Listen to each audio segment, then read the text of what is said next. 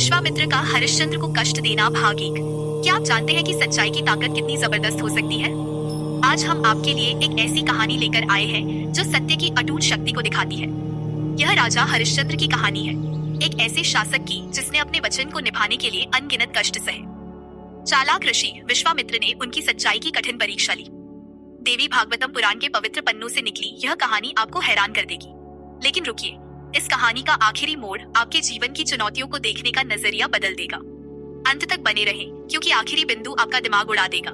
इसे छोड़े नहीं, वरना आप इस वीडियो का सबसे बड़ा फायदा चूक जाएंगे। पृष्ठभूमि, कहानी का आधार। बहुत समय पहले अयोध्या में राजा हरिश्चंद्र का शासन था। वह सूर्यवंश के राजा थे जिनकी सच्चाई की मिसाल दी जाती थी। उनकी पत्नी शैव्या और पुत्र रोहिताश्व उनके साथ थे और उनका राज्य खुशहाली से भरा था। ऋषि विश्वामित्र, जो पहले खुद एक राजा थे, एक शक्तिशाली तपस्वी बन चुके थे, लेकिन उनके मन में हरिश्चंद्र के खिलाफ एक पुराना गुस्सा था। क्यों? क्योंकि हरिश्चंद्र ने एक बार विश्वामित्र की मांग को ठुकरा दिया था, जिसमें उन्होंने अपने पुत्र सुनहशेबा की बलि देने से इनकार किया था। इसके बारे में और जानने के लिए हमारे YouTube चैनल विक्रम आदित्य पर वीडियो देवी भागवतम कहानियां नंबर 4 देखें। गुस्से से भरे विश्वामित्र ने हरिश्चंद्र की सत्यनिष्ठा को परखने का फैसला किया। उन्होंने एक ऐसा जाल रचा जो राजा को उनकी सीमाओं तक ले गया। कहानी मुख्य सामग्री। एक दिन हरिश्चंद्र जंगल में घूम रहे थे। तभी उन्होंने एक सुंदर महिला सिद्धारू पाणी को अकेले रोते देखा। चिंतित होकर उन्होंने पूछा, आप इतनी उदास क्यों हैं? उसने जवाब दिया, मैं दुखी हूँ क्योंकि ऋषि विश्वामित्र मुझे पाने के लिए कठोर तपस्या कर रहे हैं। उसके दुख से प्रभावित होकर हरिश्चंद्र विश्वामित्र के पास गए और विनम्रता से बोले, कृपया मेरे राज्य में अपनी तपस्या न करें। विश्वामित्र सहमत हो गए और अपने आश्रम लौट गए, लेकिन उनके दिल में गुस्सा भड़क रहा था।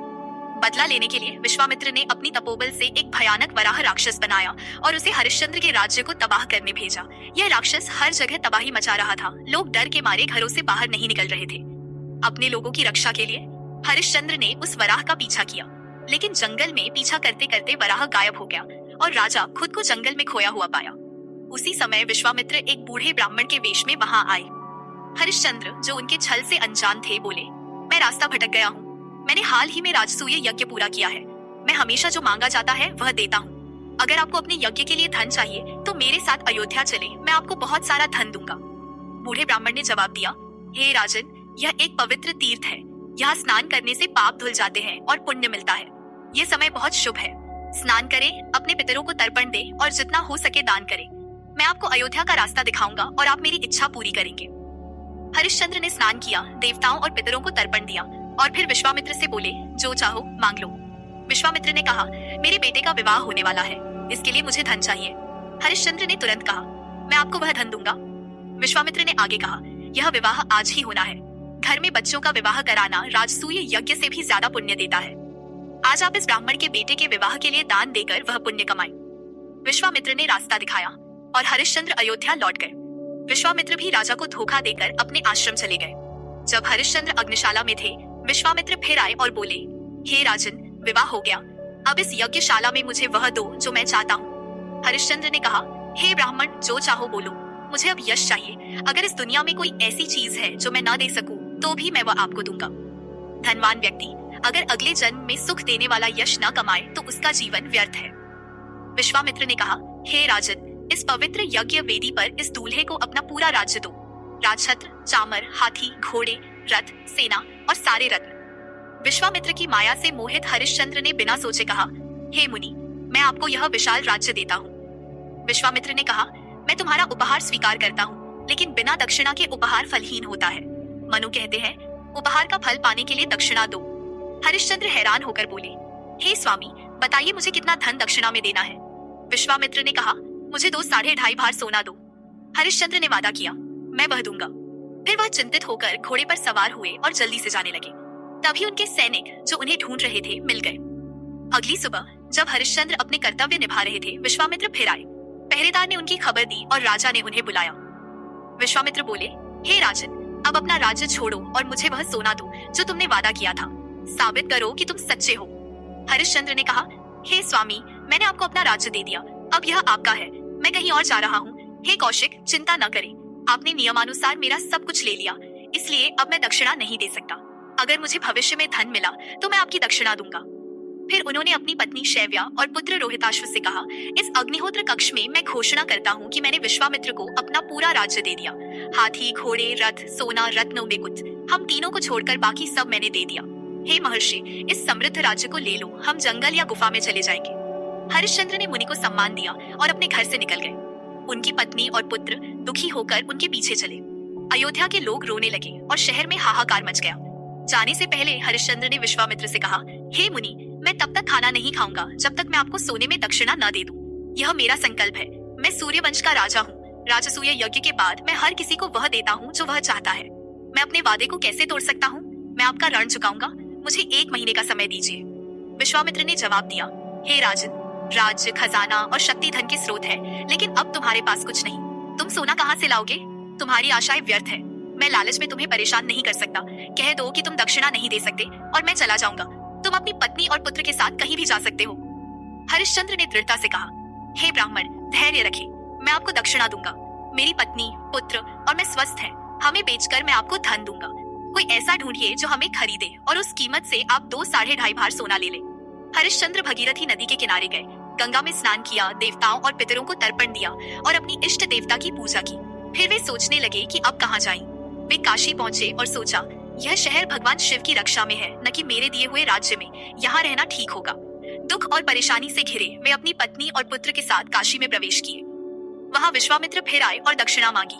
हरिश्चंद्र ने झुककर कहा, हे मुनि, मेरी पत्नी, पुत्र और मैं यहाँ हैं। आप हम में से किसी को ले सकते हैं या बताएं कि हमें क्या करना है। विश्वामित्र बोले, तुमने 1 महीने में दक्षिणा देने का वादा किया था और आज वह समय पूरा हो गया। अगर तुम्हें याद है तो अब दक्षिणा दो।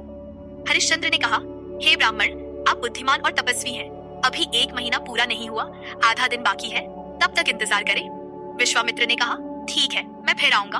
अगर तुमने तब तक दक्षिणा नहीं दी तो मैं तुम्हें शाप दूंगा। यह कहकर वे चले गए। हरिश्चंद्र सोचने लगे कि वे अपने वादे को कैसे पूरा करेंगे। उन्होंने सोचा, धर्म के अनुसार राजा का कर्तव्य है यज्ञ करना, पढ़ना और दान देना। अगर मैं ब्राह्मण की दक्षिणा न देकर मर गया तो मुझे ब्राह्मण की संपत्ति चुराने का पाप लगेगा और मैं कीड़ा या प्रेत बन जाऊंगा। इसलिए खुद को बेचना बेहतर है। शैव्या ने आंसुओं के साथ कहा, हे राजन, सारी चिंताएं छोड़ दो और अपने धर्म, सत्य को बनाए रखो।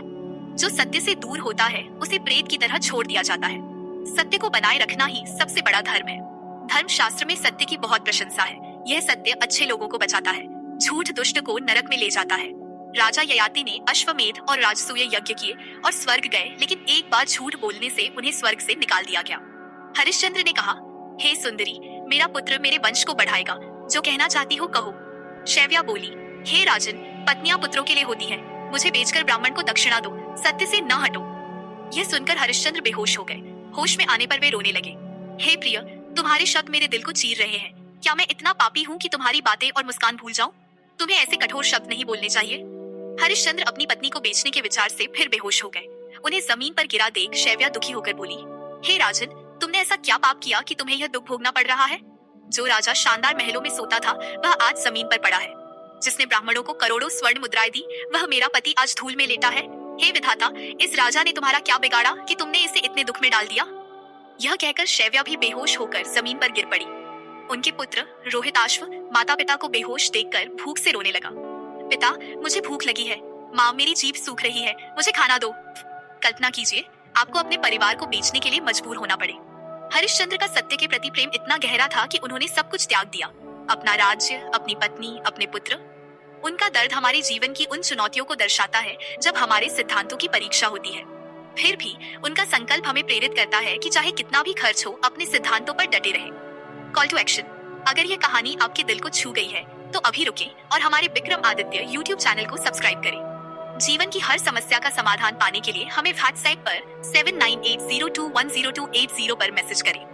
जैसे हरिश्चंद्र ने सत्य के बल पर अपनी मुश्किलों को पार किया, वैसे ही हमारी ज्योतिषीय सलाह आपको आपके जीवन की चुनौतियों से उबरने में मदद करेगी। हमारे विशेषज्ञ आपको मुफ्त में भविष्यवाणियां और समाधान देंगे जो आपके जीवन को बदल सकते हैं। सस्पेंस। लेकिन रुकिए, यह कहानी यहीं खत्म नहीं होती। एक ऐसा चौंकाने वाला मोड़ बाकी है जो आपके जीवन की मुश्किलों को देखने का नजरिया बदल देगा। अंत तक देखिए, वरना आप इस कहानी का सबसे बड़ा सबक चूक जाएंगे। आखिरी बिंदु आपका दिमाग उड़ा देगा। हमारे साथ बने रहें क्योंकि यह आपके जीवन को बदल सकता है।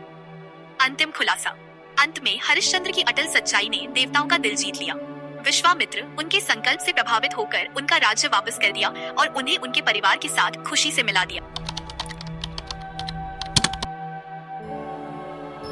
Oh